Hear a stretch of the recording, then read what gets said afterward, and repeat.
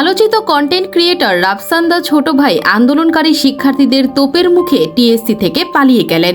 তার কর্মকাণ্ড নিয়ে সাম্প্রতিক সময় বেশ সমালোচনা হচ্ছে এবং এই ঘটনা তার পুনরাবৃত্তি করল।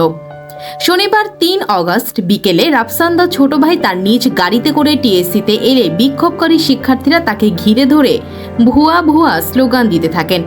পরিস্থিতি উত্তপ্ত হয়ে ওঠায় তিনি দ্রুত গাড়িতে উঠে স্থান ত্যাগ করেন। এ সময় আন্দোলনকারীরা তার গাড়িতে হামলা করার চেষ্টা করলেও কয়েকজন শিক্ষার্থীর সহায়তায় তিনি নিরাপদে স্থান ত্যাগ করতে সক্ষম হন।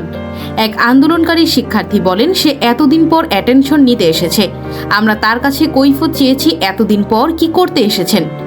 শনিবার ৩ অগস্ট বিকালে ৩টার পর সঙ্গীত শিল্পী ও সঙ্গীত অনুরাগীরা রবীন্দ্র সরোবরে জড়ো হতে থাকেন। এরপর তারা র্যালি করে শহীদ মিনারের উদ্দেশ্যে যাত্রা করেন।